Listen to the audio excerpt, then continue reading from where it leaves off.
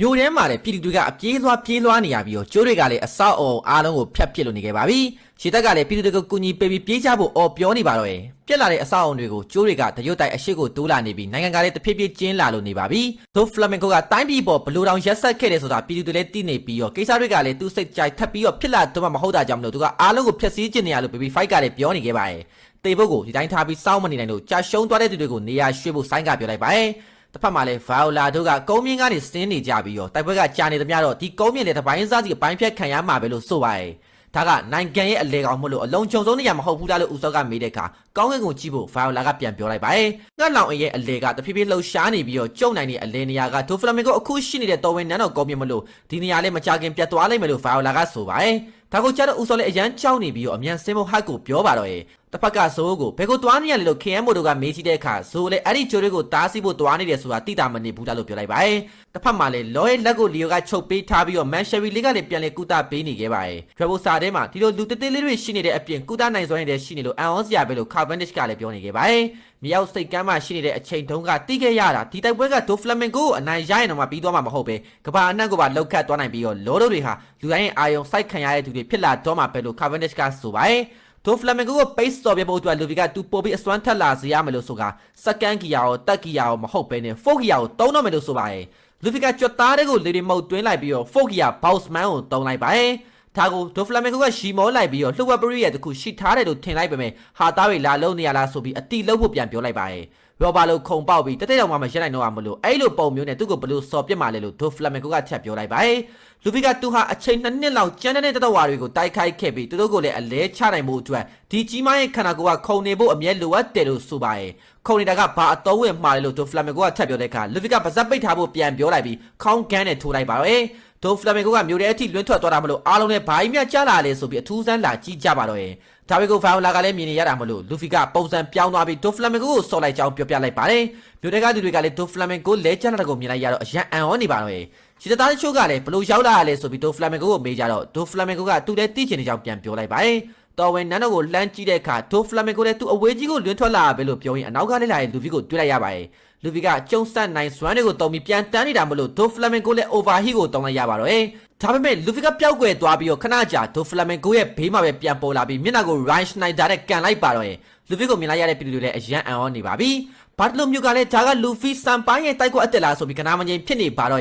့အဒမမန်ဟာကီနဲ့အရေးပြားကိုမာကျောအောင်လုပ်ပြီးအရေးပြားကိုဆွဲဆန်းနေအောင်တက်ပဲမလို့ရာဘာကလွယ်ပြီးဘာမှမဟုတ်ပါဘူးလို့ဒိုဖလမင်ကိုကပြောရင်ဒေါ်ဒါရီထွန်နေပါတော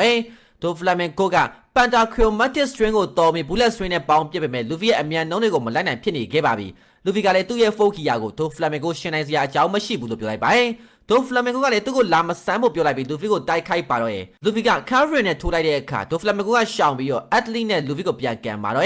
့မာကျော်လဲရွာဘာဘဲလို့ဒိုဖလမင်ကိုကပြောရမယ်အဲ့လိုတိုက်ကွက်မျိုးကတော့သူ့ကိုမတိုးနိုင်ဘူးလို့လူဖီကလည်းပြန်ပြောလိုက်ပါတယ်လူဖီရဲ့ရာဘာလက်တီဟာဒိုဖလမင်ကိုနောက်ကိုစက်တိုက်တွေလိုက်နေလို့ဘယ်လောက်ထိဆွဲဆန်းနိုင်မှလဲဆိုပြီးဒိုဖလမင်ကိုကလည်းဝေးထက်ဝေးရကိုတွားနေခဲ့ပါပြီနောက်ဆုံးမှာတော့ဒိုဖလမင်ကိုကဖြတ်ချပြဖို့လုပ်မယ်လူဖီကကာဗရီနဲ့ကျိုးကိုဒိုဖလမင်ကိုကပါထိုးလိုက်ပါတော့လူဖီကဒိုဖလမင်ကိုစော်နေတာကိုခလေးခါစားအားလုံးကတအံ့တော်ကြည့်နေကြပါတော့ဘသူလဲလို့တချို့ကလည်းမေးနေကြရမယ်ဘသူပဲဖြစ်ဖြစ်စ조사ထားဖို့တချို့တွေကလည်းပြောနေပါတော့တော်ဝင်နန်းတော်ကောင်းမြင်ကနေကြည့်နေကြတဲ့ Lon နဲ့ Cavendish လည်းအရန်အံ့ဩနေပြီးတော့အဲ့ဒါက Stroke လူဖီရောဟုတ်ရဲ့လားလို့ပြောနေကြပါတယ်ဒါပေမဲ့ဟာကီကိုတော့အရန်သုံးတာလွန်နေပြီလို့လောကဆိုပါတယ်တစ်ဖက်မှာလည်းဘာဂတ်စ်ကလူဖီကိုလိုက်ရှာနေပြီးအနောက်ကနေလည်းခိုအာလာကနောက်ရောက်ခံလိုက်နေခဲ့ပါတယ်ကော်လက်ဂျန်တိုက်ပွဲပြီးတော့ဘာဂတ်စ်ရောက်ဘယ်ရောက်သွားရလဲသိချင်နေရမလို့ထင်တဲ့အတိုင်းပဲလူဖီတို့စီကိုဦးတည်နေရမလို့ရီရောချက်ကဘာလဲလို့ခိုအာလာကလည်းတွေးနေခဲ့ပါတယ်ဆက်တွေခယူကတဆင်တိုက်ပွဲမှာဒိုဖလမင်ကိုပဲကြံတော့တဲ့အကြောင်းကိုဗိုင်ယိုလာကဘရင်ကြီးကိုပြောပြနေခဲ့ပါတယ်ဒိုဖလမင်ကိုအနိုင်ချနိုင်မယ်ဆိုရင်ငှက်လောင်ကပျောက်ကွယ်သွားမယ်ဒိုဖလမင်ကို family ကကြာရှုံးသွားမယ်အဲ့လိုမျိုးလားလို့ဘရင်ကြီးကလည်းပြန်ပြောလိုက်ပါတယ်တစ်ဖက်မှာလည်းဇိုးနောက်ကိုခင်ယမ်မို့တို့ကငှက်ကြီးစီးပြီးလိုက်လာနေပြီးလမ်းပြောင်းနေတဲ့သူနောက်ကိုလိုက်ရရင်တော့လမ်းကစောင်းတော့မှာမဟုတ်ဘူးလို့ဆိုပါတယ်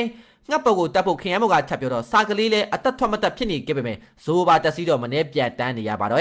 ့ကျိုးတွေကလည်းစိတ်ယုံနောက်ကိုပါရှောက်လာပြီမလို့အမြန်ထွက်ကြဖို့ Frankie ကတော်တော်လေးတွေကိုပြောနေခဲ့ပါတယ် Smilefield စိတ်ယုံတစ်ခုတည်းဘာလို့အဖြတ်မခံရသေးရတယ်လို့တော်တော်လေးကပြောတော့ Frankie လည်းစိတ်ယုံက Sea Business Stone နဲ့လှုပ်ထားတာမလို့ Diver Fruit ရဲ့အစွမ်းတွေမတက်ရောက်နိုင်ဘူးလို့ပြောလိုက်ပါတယ်အဲ့ချိန်ဇိုးတို့ကရောက်လာတော့ Frankie လည်းအခုလာနေတာကမြို့အလေတွေကမလို့အနောက်ဘက်ကိုပြန်ပြေးဖို့ပြောလိုက်ပါတယ်ဇိုးကသူတို့ပြေးမှာမဟုတ်ပဲကျိုးတွေကိုတားဆီးဖို့လာကြောင်းပြလိုက်ပါတယ်လူဖီဒိုဖလမင်ကိုဖြည့်ရှင်းပြီးတော့တဲ့အချိန်ထိအချိန်ဆွဲထားမှလို့ဇိုးကပြောပြီးထွက်သွားပါတော့ တစ်ဖက်ကဒိုဖလမင်ဂိုကလည်းပြန်ချလာပြီးစွမ်းရည်ကိုကောင်းတောင်းနေပေမဲ့အားနည်းချက်တွေရှိနေတာမလို့ဘယ်နှစက္ကန့်လောက်ရက်တိနိုင်သေးလဲလို့ပြန်မေးလိုက်ပါတယ်ဒိုဖလမင်ဂိုကသူ့ရဲ့ကျိုးတွေကတော့ကုန်ခန်းတော့မှမဟုတ်ဘူးဆိုပြီးတော့လူဖီက double covering နဲ့တိုက်ခိုက်တာကို off white နဲ့ပြန်ကာလိုက်ပါတယ်မြကြီးတက်ကနေကျိုးတွေထွက်လာလို့လူဖီလည်းဒီမျိုးကိုဘာမှမလုပ်ထားရတယ်လို့ဒိုဖလမင်ဂိုကိုမေးလိုက်ပါတယ်ဒီဘက် free ရဲ့စွမ်းရည်တဲမှာ awaken လို့ခေါ်တဲ့နောက်ထပ်အဆင့်တစ်ခုထပ်ရှိသေးတယ်လို့ဒိုဖလမင်ဂိုကဆိုပါတယ်အစောအုံတွေကိုပါကျိုးတွေဖြစ်ပြောင်းလဲနေလိုက်လို့ဒိုဖလမင်ဂိုရဲ့ဒီဘက် free type က power mission မဟုတ်တဲ့အတိုင်းပဲလို့လူဖီကလည်းပြောနေခဲ့ပါတယ်ဒိုဖလမင်ဂိုကလူဖီကိုကျိုးတွေနဲ့တိုက်ခိုက်နေပြီးလူဖီသူ့ကိုတိုက်ခိုက်နေတော့ကလည်းခန္ဓာကိုယ်ကိုကုတနေတာအတော်လေးပြီးနေပြီလို့ဆိုပါတယ်ဒိုဖလမင်ဂိုကလူဖီသူ့အနားကိုကတ်လို့မရအောင်အစောအုံတွေကိုကျိုးဖြစ်ပြောင်းလဲပြီးတော့တိုက်ခိုက်နေခဲ့ပါတယ်အဲ့ဒီအတိုင်းနဲ့တဖြည်းဖြည်းပင်ပန်းလာပြီးဟာကီကုံသွားတဲ့အခါကျရင်အဆုံးသက်တိုက်ခွက်ကိုပေးအပ်ပေးမယ်လို့ဒိုဖလမင်ဂိုကဆိုပါတယ်ငှက်လောင်ရင်ကလည်းအရန်ကျင်းလာနေပြီမလို့အသက်ကြီးရဲ့သူတို့လည်းစမပြေးနိုင်တော့ပါဘူးစက်ယုံကလူနာတွေကလည်းအရန်များတာမလို့ဆရာဘက်ကတွန်းသွားပေးဖို့အကူအညီတောင်းနေပေမဲ့လည်းအားလုံးကကိုယ့်တက်ကိုလူပြေးနေရတာမလို့ဂယုမဆိုင်နိုင်ကြပါဘ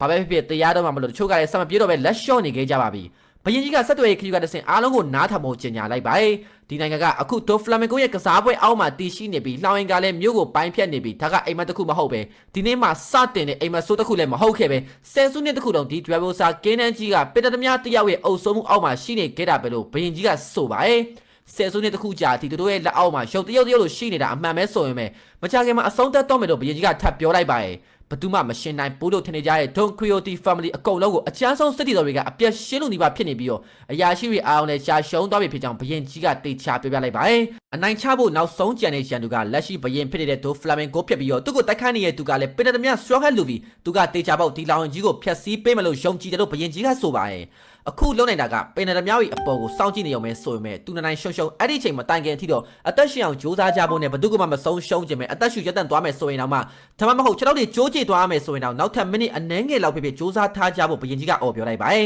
။မျော်လင့်ချက်ရှိနေသေးကြတာမလို့လက်မလျှော့ဖို့ပြောတဲ့အခါအားလုံးကလည်းအင်အားတွေပြန်တက်လာပြီးတော့အချင်းချင်းရိုင်းပင်းကူညီကြကစူးစမ်းပြီးပြေးဖို့လှုပ်ကြပါတော့တယ်။လူဖီတိုက်ခိုက်ပေးနေတာကိုအားလုံးကမြင်နေရတာမလို့မျော်လင့်ချက်တစ်ခုရှိနေပြီးတော့ဒီနိုင်ငံကိုကယ်တင်နိုင်မယ်ဆိုတာကိုလည်းယုံကြည်တယ်လို့ဆိုပါတယ်။တစ်ဖက်မှာလည်းဒိုဖလမင်ဂိုကလူဖီကိုကြိုးရည်နဲ့ချုပ်ထားလိုက်ပြီးတော့သူ့ရဲ့အတွင်းကလီစာတွေကိုအမြန်ပြီးအောင်လို့ကူတာနေခဲ့ပါတယ်။လူဖီကလည်းပြန်ထွက်လာနိုင်ပေမဲ့ကျိုးတွေကရှုပ်ရှက်ခတ်နေလို့အနာမကတ်နိုင်ဖြစ်နေခဲ့ပါပြီ။ဖိုဂီယာကိုတုံထားရတယ်ကြားနေမှလို့လူဖီလည်းအမြန်ဆုံးတတ်ဖို့စူးစမ်းနေပေမဲ့လုံးဝအနာကတ်မရဖြစ်နေပြီးဒိုဖလမင်ဂိုကလည်း brief white ကိုတုံလိုက်ပါတယ်။ဒါပေမဲ့လူဖီကရှောင်နိုင်ခဲ့တာမလို့ဒိုဖလမင်ဂိုလည်းအဆောက်အုံတွေကိုကျိုးတွေအဖြစ်ထပ်ပြောင်းပြီးတော့တရားတော်မဲ့အချိန်ကြောက်တော့မယ်လို့ဆိုပါတယ်။မြို့ကဆောက်အုံတွေကတော်တော်များကိုကျိုးရည်အဖြစ်ဒိုဖလမင်ဂိုကထပ်ပြောင်းပြီးဘယ်လို white ကိုတုံပြီးတိုက်ခိုက်ပါတော့။လူဖီကလည်းသူ့ရဲ့အမြန်နှုန်းနဲ့ရှောင်ရှားပြီးတဲ့နောက်ခေါင်းကိုဟာကီထည့်ပြီးတော့ဒိုဖလမင်ဂိုကိုတိုက်လိုက်ပါတော့။ဒိုဖလမင်ဂိုကလည်းလူဖီကိုကျိုးနဲ့ပြန်ဆွဲပြီးပြန်ကင်ပေါက်လိုက်ပြီးတော့မြို့တွေကကျိုးရည်နဲ့ထပ်တိုက်ပေမဲ့လူဖီကတော့လုံးဝရှောင်သိမ်းနိုင်နေခဲ့ပါပြီ။ဒါကနောက်ဆုံးပဲလို့လူဖီကအော်ပြောလိုက်ပြီးတော့လီယိုဘာဆူကာနဲ့ဒိုဖလမင်ဂိုကိုတိုက်ခိုက်တဲ့အခါဒိုဖလမင်ဂိုရဲ့အဝေးကြီးကိုထပ်ပြီးတော့လွင့်ထွက်သွားရပြန်ပါတယ်။ဒီမြင်ကွင်းတွေကိုမြင်လိုက်ရတဲ့အားလုံးလည်းအရန်အံ့ဩလို့နေပါပြီ။အားလုံးကလည်းဒိုဖလမင်ဂိုကိုစော်လိုက်နိုင်ပြီဆိုပြီးအရန်ဝမ်းသာနေကြပါတော့ရဲ့။အဲ့ဒီချိန်ပြိုင်ပွဲကတင်ဆက်သူကလူဖီကိုမြင်လိုက်ရတော့တေချာပေါက်လူစီပဲဆိုပြီးအရန်သဘောကျနေပါတယ်။သတင်းစာတွေကလည်းအခုနဲ့ကမတူလို့လူတချို့ကလည်းဆော့ဟက်လူဖီကဟုတ်ရဲ့လားလို့ဝိုင်းပြောနေပါတော့ရဲ့။ဒိုဖလမင်ဂိုကအစော်ခံနေရပြီမလို့လူဖီနိုင်သွားပြီဆိုတာကိုလည်းဗာအိုလာကပြောပြပေးနေခဲ့ပါတယ်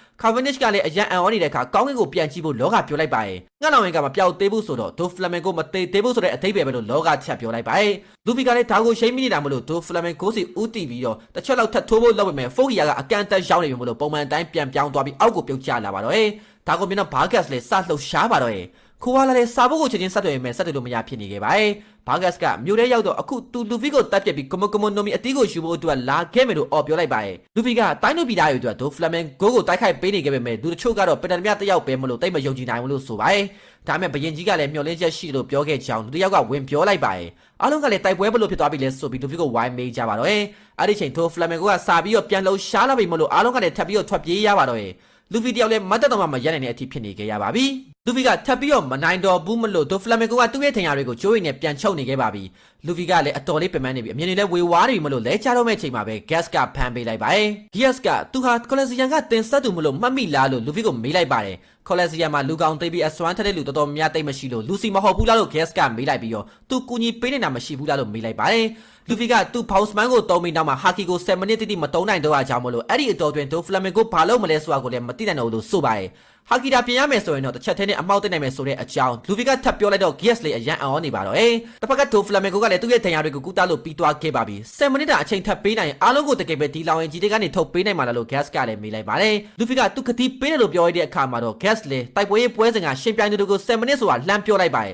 ။အားလုံးကလည်းဒိုဖလမင်ဂိုနဲ့တိုက်ခိုက်ရမယ်ဆိုတာအိမ်မက်တောင်မှမမှတ်ဖူးရမလို့သူ့ကိုအနာယူမိလိုက်ရင်စောကြီးပါပဲလို့ဆိုပါတယ်။ ဒီလိုနဲ့ဒိုဖလာမင်ကိုမျိုးတွေကိုပြန်ရောက်လာတော့အားလုံးကတိုက်ခိုက်ဖို့ပြင်ဆင်နေခဲ့ကြပါပြီဂီယက်စ်ကလူဗီကိုကြောပို့ပြီးတော့ချန်တဲ့တဝက်ကသူ့နောက်ကိုလိုက်ခဲကြဖို့ပြောလိုက်ပါတယ်အဲ့ဒီချိန်ဘာဂက်စ်ကလူဗီကိုတပ်ပြဖို့ရောက်လာတဲ့အခါဆာဘိုကဝင်တားပေးပါဝယ်ဆာဘိုကသူဟာ Revolutionary Army ကဖြစ်ပြီးတော့လူဗီကလည်းသူ့ရဲ့ညီလေးမို့လို့သူ့ညီလေးနဲ့ဘာကိစ္စစရင်ရှင်းစရာရှိလဲလို့ဘာဂက်စ်ကိုမေးလိုက်ပါတယ်တနေ့ရမှာတော့ဒီလိုစကားတွေကိုကြားဘူးတဲ့အကြောင်းဘာဂက်စ်ကပြန်ပြောတော့ Isle ဒီစကားတွေကိုပြောဘူးခဲ့မှာမလို့သူတို့တော့ကြောင့်စလုံးကညီကိုဘေးဆိုတာကိုဆာဘိုကချက်ရှင်းပြလိုက်ပါတယ်ဘာနာမျိုးကျွန်းမှာရှင်ချပြီးတဲ့နောက်ဘလက်ဘီရဲ့ပင်တမတွေက Ace ကိုဖမ်းသွားခဲ့တယ်အဲ့ဒါက Paramount War ကိုဖြစ်လာစေခဲ့တယ်လို့ဆာဘိုကဆိုပါတယ်ဒါပေမဲ့လူဗီရဲ့အနောက်မှာဆာဘိုကသူရှိနေသေးတယ်ဆိုတာကိုတော့တေချာမထားချဖို့ပြောလိုက်ပါတယ်ဘာဂက်စ်ကရှီမုန်းလိုက်ပြီးတော့ဒါတွေကိုစိတ်မဝင်စားလို့ကိစ္စလည်းမရှိရကြမလို့သူလည်းမလာမရှုပ်ဖို့ပြန်ပြောလိုက်ပါတယ်ဆာဘိုကသူနဲ့ကိစ္စမရှိရတေချာလို့ထပ်မေးလိုက်တော့ဘာဂက်စ်လည်းဆာဘိုကမေရာနိုမီကိုယူပြီးစားလိုက်တာကိုသိရသွားခဲ့ပါပြီဒိုဖလာမင်ကိုကလှုပ်ရှားနေပြီးဆာဘိုကသူလည်းဘာဂက်စ်နဲ့အလုံးရှုပ်တော့မယ်ဆိုတဲ့အကြောင်းကိုလူဗီကိုပြောပြလိုက်ပါတယ်ဂီယက်စ်တို့ကအချိန်ဆွဲပေးထားတာမလို့လူဗီကသူတေချာဖောက်ဒိုဖလာမင်ကိုအနာယူပေးမယ်လို့ဆာဘိုကိုပြောလိုက်ပါတယ်ဆာဘိုကလည်းဘာဂက်စ်ကိုသူ့ရဲ့တာဝန်ထားဖို့လူဗီကိုပြန်ပြောလိုက်ပါတယ်အေးစီရဲ့အတီးကိုစားခဲ့ပြီလားလို့လူဗီကထပ်မေးလိုက်တော့ဆာဘိုလည်းအေးစီရဲ့အမတ်တရားပစ္စည်းတစ်ခုမလို့ဘသူကမှစားခွင့်မပေးနိုင်ဘူးလို့ပြောလိုက်ပါတယ်ဒီလိုနဲ့ဂီယက်စ်တို့လည်းအရှိကိုဆက်သွားကြပြီးဘာဂက်စ်ကလည်းစာပြီးတော့တိုက်ခိုက်ပါတော့ရဲ့လော်ကီယာတိုက်မလို့ဆာဘိုကဘာမှမဖြစ်သွားပေမဲ့ Banning Dragon Claw Fist နဲ့ဆာဘိုပြန်တိုက်ခိုက်တာကိုဘာဂက်စ်ကိုခံလိုက်ရပါတယ်မေရာနိုမီရဲ့ပါဝါကိုမြင်ပြီးတာနဲ့လူဗီတက်ဆာဘိုကသူ့ကိုအာယုံစိုက်လာတာမလို့ဘာဂက်စ်ရဲ့ရည်ရွယ်ချက်ကဂေါလာဟာလာရဲ့ထွက်နေလို့ဒီဘက်ဖရုစားထားတဲ့သူတွေကိုအမဲလိုက်နေရဆိုတာကိုဆာဘိုလည်းတည်သွားခဲ့ရပါပြီဂီယက်စ်ကဒီဘက်ဖရုကိုလူစီရသွားရဲ့ထင်တယ်လို့ပြောတော့လူဗီလည်းဘိုလူပွဲကလူစီကသူမဟုတ်ကြောင်းပြန်ပြောလိုက်ပါတယ်စီမင်းနဲ့တော့တိတ်မကိုက်ညင်ပေမဲ့တေဆုံးသွားရဲ့ညီကို AC ရဲ့စွမ်းရည်ကိုဆာဘိုစက္ကန့်လိုက်ရတာပိုကောင်းပါတယ်လို့ဂီယက်စ်ကဆိုပါတယ်ဘာပဲဖြစ်အခုကတော့လူဗီအားပြန်ပြေးတာကပဲဒွယ်ဘိုစာကင်းတဲ့ကြီးရဲ့တခုကြီးတော့မျောလင့်ချက်လို့ဂီယက်စ်ကပြောနေခဲ့ပါတယ်အဲ့ဒီချိန်အော်ဒန်ကျလို့အနောက်ကိုလှည့်ကြည့်တဲ့အခါမှောက်နေတဲ့ပြိုင်ပွဲဝင်တွေကို gas ကတွေ့လိုက်ရပါပြီပြိုင်ပွဲဝင်တချို့ကလည်းဒိုဖလာမင်ကိုကိုအရန်ကြောက်လန့်နေပြီးဒိုဖလာမင်ကိုကလည်းဒီလိုအားနေတဲ့ကောင်တွေကိုရှင်းပြဖို့သူအင်အားတော်မှ300မလို့တာမလို့ထွက်လာခဲ့ဖို့ပဲလူဗီကိုအော်ပြောလိုက်ပါတော့ရဲ့ဒါလေးကတော့ One Piece အပိုင်း188ဖြစ်ပြီးအပိုင်း189ဆက်